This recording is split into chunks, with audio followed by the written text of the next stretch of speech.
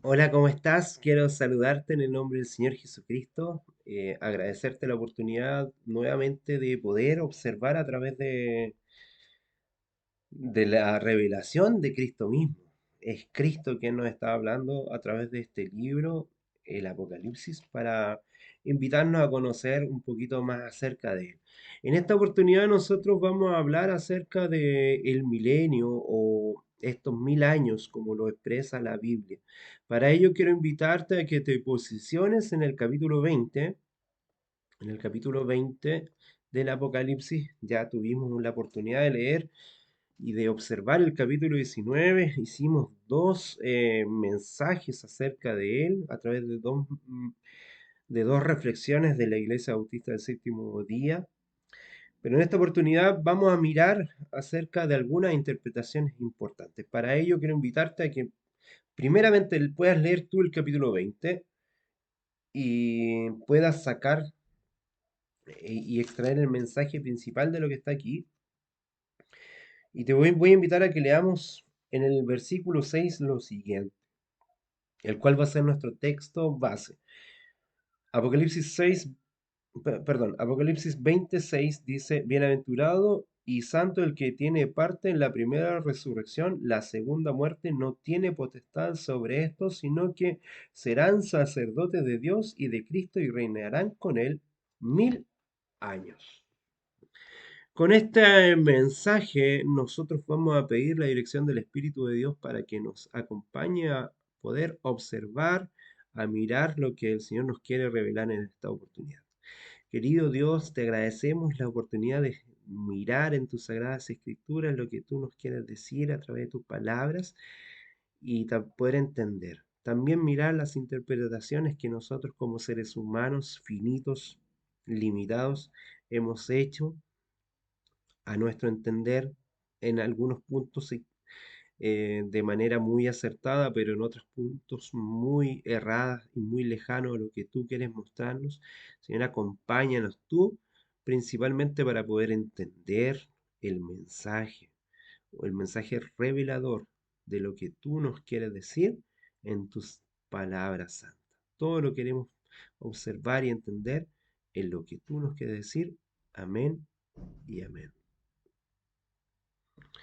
Bueno, hemos estado mirando a través de los relatos, primero el capítulo 19 que se muestra la destrucción de los agentes de Satanás, ¿cierto? La bestia, el anticristo. Juan pasa en este momento a comentarnos los acontecimientos que van a culminar con la derrota del diablo. Abordando el texto de una forma literal, notamos que eso se da en tres etapas. Primeramente, Satanás es amarrado y preso en el abismo y esto ocurre en la primera resurrección. Los santos que resucitan se encuentran con Cristo en un reinado mesiánico de 1000 años. La segunda etapa se da luego de los 1000 años cuando Satanás es suelto de la prisión y se verifica que el corazón de los hombres aún está abierto a la seducción de Satanás. Él entonces los engaña nuevamente y los reúne para una segunda batalla contra Cristo.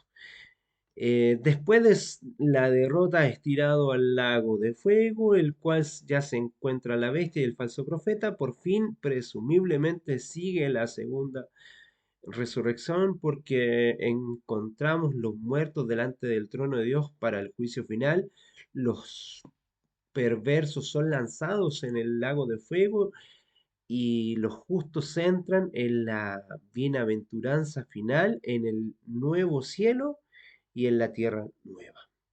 Bueno, narrar esto, los hechos del capítulo 20, no es tan difícil como lo podemos hacer en simple vista.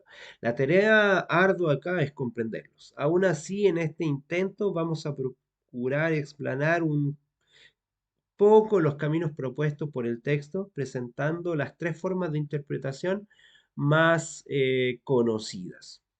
Quisiera comenzar con una de las miradas más conocidas por el mundo cristiano evangélico, que es la mirada premilenista, la mirada premilenio.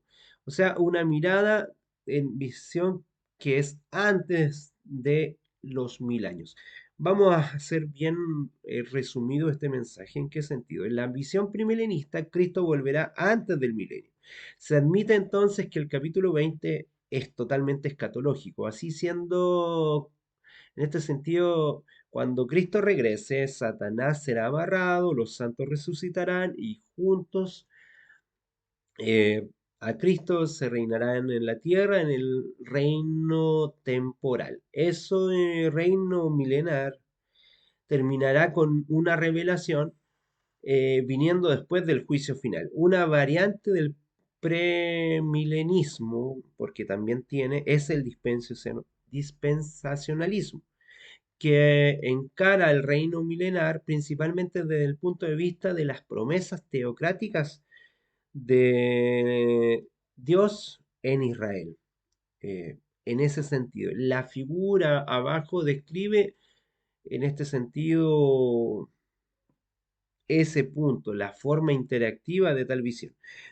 Principalmente, miremos, la muerte y resurrección de Jesús, luego viene una era de de la iglesia, cuando, en estos tiempos finales, muchos de los cristianos piensan que la iglesia será arrebatada. Viene un periodo de tribulación de 7 años donde, donde el pueblo de Dios será Israel, el pueblo judío aceptará a Cristo y en este momento llega Jesucristo, la primera resurrección, pasa el periodo de 1000 años y luego de eso viene el juicio final y la nueva Jerusalén para vivir por la eternidad. Esa es la mirada de lo que nosotros consideramos. En esos milenios, primero comienza con una primera resurrección y luego la segunda resurrección con el juicio final y el establecimiento de la nueva Jerusalén. Algunos premilenistas creen que el arrebatamiento no será antes, sino que serán en medio de la gran tribulación o al final de la gran tribulación. Y a ellos se le llaman tribulacionistas, claro, por el nombre tribulación, y los post-tribulacionistas. Todos creen que Cristo volverá antes del milenio. Eso es lo principal. Los primilenistas, los que creen que Cristo volverá en medio de la gran tribulación, y los que creen que llegará al final de la gran tribulación, todos creen en el fondo que Él llegará antes del milenio. Esta línea de interpretación cree en el cumplimiento futurista literal, en este sentido, de todas las profecías apocalípticas. O sea, ninguna se refiere a la iglesia o a nuestro tiempo. Todo se cumplirá luego del arrebatamiento. Existirá en el futuro un reino literal de 1000 años de Cristo en la tierra. Tomado de Apocalipsis 26. Él reinará personalmente aquí con los santos de Jerusalén y será la capital. Tomado de Apocalipsis 21:2. La era de la iglesia es una especie de paréntesis en los planos de Dios con Israel que continúa siendo el pueblo escogido de Dios. O sea, en el fondo los cristianos fuimos un paréntesis en algún momento de la historia. Con el con el rechazo en este sentido del Mesías, Dios interrumpió momentáneamente este tratado con Israel y lo va a volver a retomar luego del arrebatamiento de la iglesia y vuelve a establecer un pacto con Israel porque Israel estaría convencido de que el Mesías sí es Jesucristo. Eso es lo que ellos postulan principalmente, restaurando al templo y reavivando su alianza con el pueblo de Dios, o sea, el Israel. Después del milenio, Satanás será suelto por un corto periodo de tiempo, entonces lo vencerá definitivamente, destruirá siempre la mirada de Satanás en este sentido, tanto la primera bestia, la segunda bestia y el gran dragón, y ahí juzgará a los perdidos. Apocalipsis 20, tomado del 13 al 15. Siendo así los premilenistas los que creen en dos resurrecciones, una en medio de los sucesos del arrebatamiento, perdón, del arrebatamiento inicio de la tribulación, quienes son en el fondo son los salvos, y después una segunda muerte, con una segunda resurrección para los que serán condenados, en este sentido.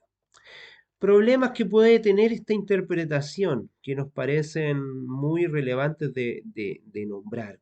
Uno de ellos es la enseñanza de que Dios tiene regalones, que tiene favoritos. Principalmente una diferencia entre el trato con Israel y el trato con la iglesia nos parece muy dudoso. El Nuevo Testamento frecuentemente interpreta y señala pasajes de expresiones relacionadas con Israel de un modo a aplicarlas a la nueva iglesia, a la iglesia del Nuevo Testamento, que incluye tanto a judíos como gentiles, y la muestra de la iglesia sin ningún tipo de separación es la iglesia de Cristo, el Israel de Dios. Gálatas 3 del 26 al 29, Efesios 2 del 11 al 13, Apocalipsis 5, versículo 9, son algunas de las señales que yo no quiero detenerme solamente en estos pasajes, pero quiero que mires en Gálatas 3. Voy a leer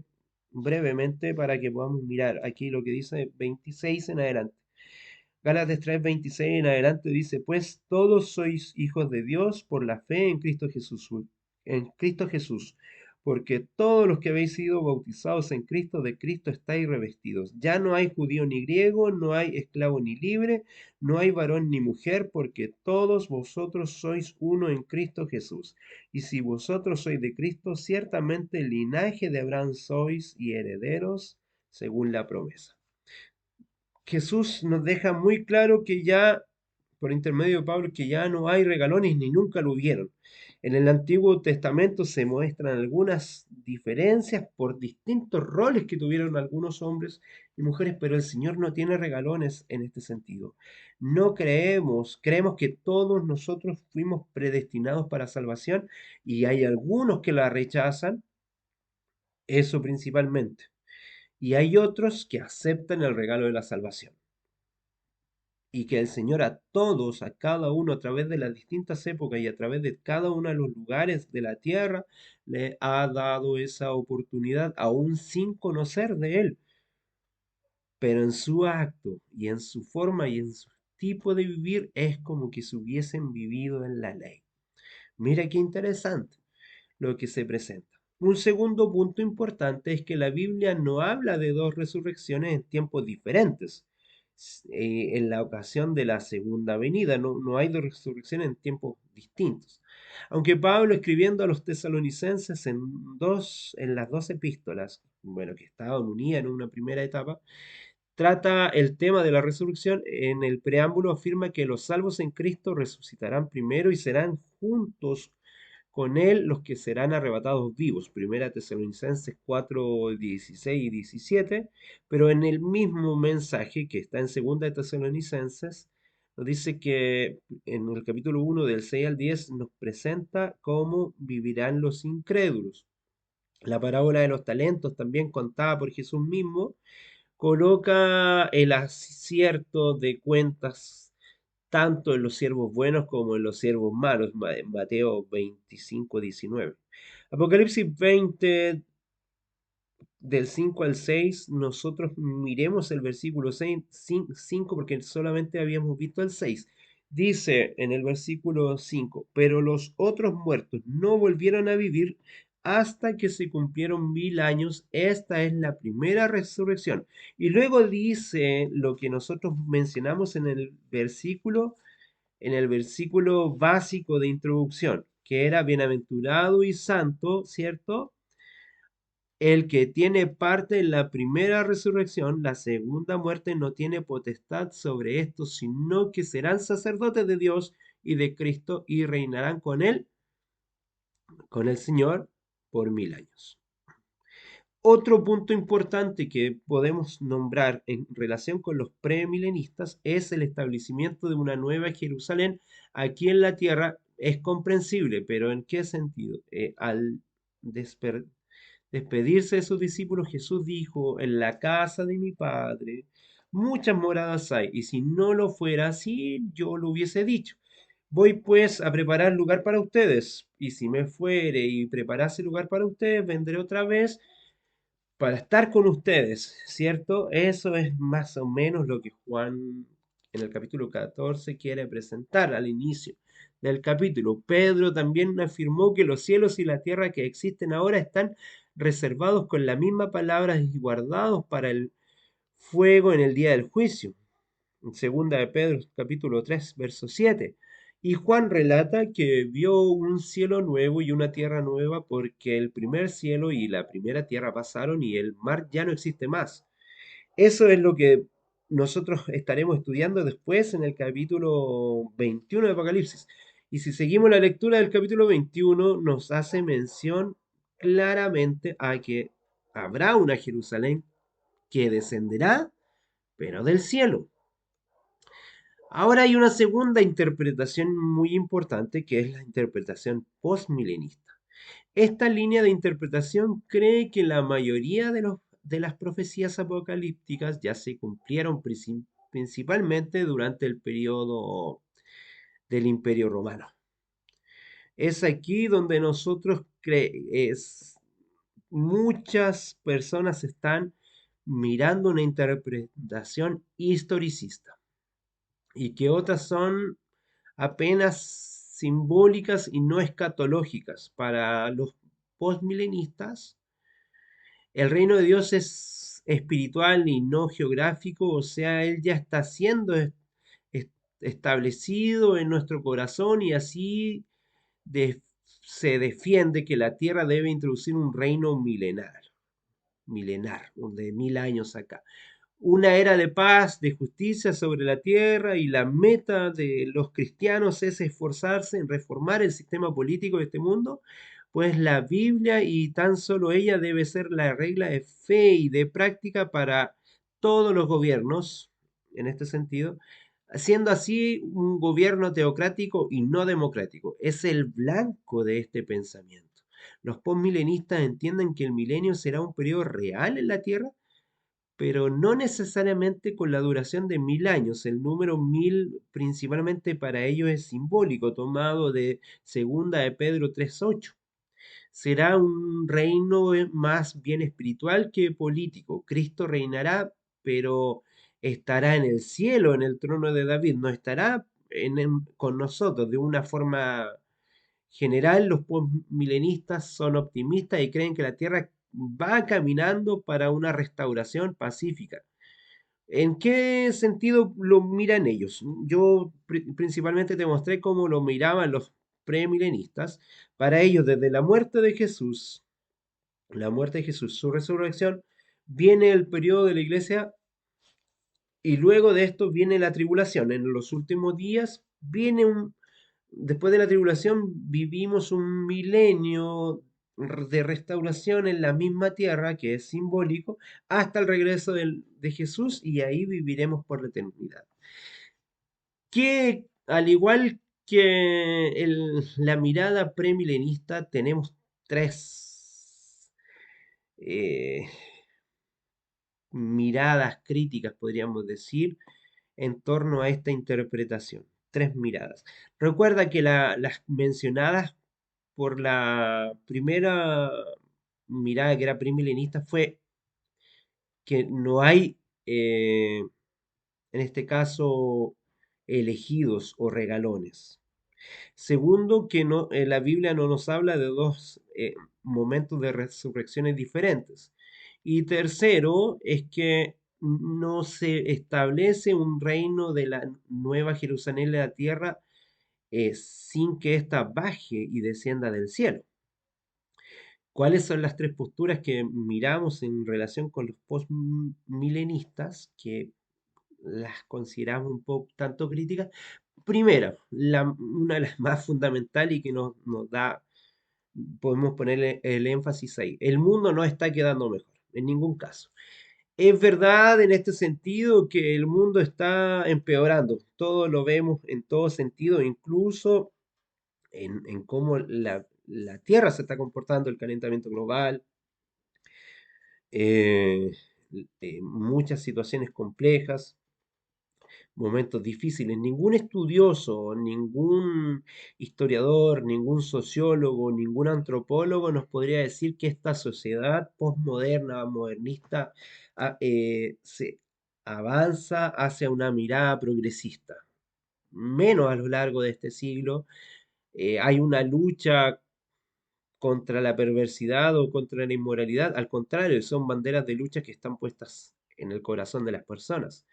Y en este sentido, no parece que nosotros caminásemos a una era de paz en este mundo, una era de tranquilidad. Al contrario, cada día se escuchan rumores de guerra, conflictos latentes entre naciones y otras, y guerras que ya están siendo dadas. O sea, Rusia, Ucrania, entre una de ellas. Los cristianos nunca van a ser la mayoría, es otro de los puntos y fundamentos que nosotros vemos acá. Jesús dice que son pocos los que se, en- se mueven por la puerta estrecha, en cuanto a la mayoría simpatiza con un camino ancho. Lo presenta en Mateo capítulo 7, versos 13 y 14. Y también nos afirma que Él nos dice que cuando venga el Hijo del Hombre, ¿hallará fe en la tierra? Al parecer no. Los cristianos, si bien es cierto, pareciera ser la religión más creciente y la más impactante, la que tiene más avance y la que tiene más adherentes, en realidad no implica tanto un estilo de vida en las personas. No debería ser así, pero así lo es. Por otra parte, vemos que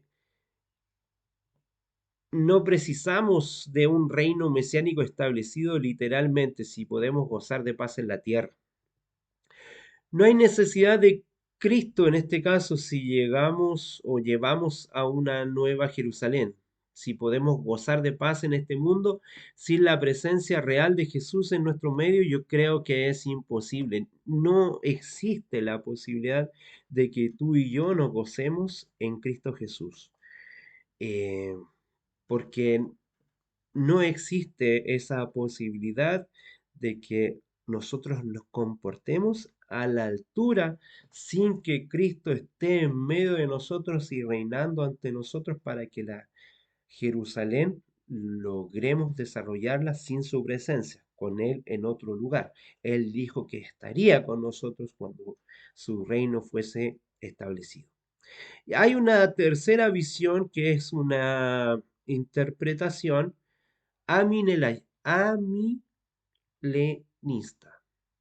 Amilenista. ¿En qué sentido? Según esta posición, el pasaje de Apocalipsis, desde capítulo 20, desde el 1 al 10, describe la presente era de la iglesia, en la era cristiana, estos 1000 años. La prisión de Satanás significa un periodo en que su influencia será sobre las naciones. Sufre en este sentido una gran disminución, de modo que el Evangelio puede ser predicado por todo el mundo. Tal visión defiende que Satanás fue preso en la primera venida de Cristo. Mateo, tomando como contexto Mateo capítulo 12, versículos 28 y 29. La presente era entre la primera y la segunda venida de Cristo, por tanto, es un cumplimiento simbólico del milenio. Algunos aminelistas di- divergen en este sentido de esa posición, entendiendo que el milenio simbólico consiste en el reinado de todos los creyentes que ya murieron y están con Cristo en el cielo. Para los amilenistas, los judíos, después que rechazaron a Cristo como Mesías, dejaron de ser el pueblo de Dios. A partir de ahí, desde entonces, la iglesia toma el lugar del Israel bíblico, tornándose el único pueblo de Dios y que tiene Dios en la faz de la tierra. Efesios 2, eh, desde el versículo 11 al 22. Gálatas 3, verso 14, Romanos capítulo 10, verso 12. También creen que la segunda venida de Cristo será un evento único, maravilloso, tomado del capítulo 24 de Mateo. Y cuando Él vuelva será el fin de todo momento de esta tierra. El pensamiento amilenista concuerda que tanto el bien en cuanto al mal aumentarán en la tierra con el reino de Dios coexistiendo paralelamente al de Satanás. Por eso no es posible tener una sociedad perfecta en cuanto al mundo esté presente la consumación de la redención. Si no está presente la consumación de la redención, la figura en este sentido todavía viviremos esta situación donde el bien y el mal estén presentes. ¿Qué es lo que simbólicamente presenta esta postura amilenista? La muerte y resurrección de Jesús, un periodo de tiempo donde la iglesia avanza, un milenio simbólico entre las dos venidas de Cristo. Satanás apresado en la muerte de Jesucristo en la cruz hasta el regreso de Cristo, y de ahí en adelante tenemos la eternidad. Analizando esa interpretación se presentan algunas observaciones, como cuáles: la prisión de Satanás descrita en Mateo capítulo 12, versos 28 y 29, y en Lucas capítulo 10, verso 18, no parece ser la misma de Apocalipsis 20. El texto de Apocalipsis dice que el ángel que bajó del cielo y lo arrojó al abismo y lo encerró, ¿cierto? Que fue amarrado. Entonces, ¿por qué Pablo dice no tenemos lucha contra sangre y carne, sino contra principados, contra potestades, contra huestes espirituales de maldad en las regiones celestes? Lo que presenta Efesios capítulo 6. ¿Cómo afirmar solo una resurrección si el texto de Apocalipsis cita primera resurrección? Si no hubiese una resurrección posterior, Juan no habría dicho, esta es la primera resurrección, como lo presenta en Apocalipsis 26. Y el texto coloca el milenio entre la primera resurrección, el juicio final, cuando los muertos serán juzgados. Hemos presentado en este momento tres visiones: premilenista, postmilenista, la premilenista con algunas fases, la premilenista con algunas fases también con distintas miradas. Recuerda que en la premilenista también están los dispensacionalistas y la amilenista. Estas tres miradas. Con esto nos queremos dejar para que tú hagas un estudio de el capítulo 20 del Apocalipsis, y en la segunda parte analizaremos algunos elementos que han quedado fuera y que mostraremos para que tú, a la luz de la palabra, tengas ciertas consideraciones sobre el texto y donde puedas tomar tu interpretación bíblica sin una manipulación frente al tema. Así es que queremos agradecerte esta oportunidad para que en esta primera parte también te dejes llevar por lo que el Señor quiere decirte a través del estudio de la palabra, y que las interpretaciones de los hombres no sean lo fundamental, sino que sea el Espíritu de Dios quien hable tu corazón y que tú puedas tener tu propio encuentro con el Señor Jesucristo. Que el Señor te bendiga, gracia y paz.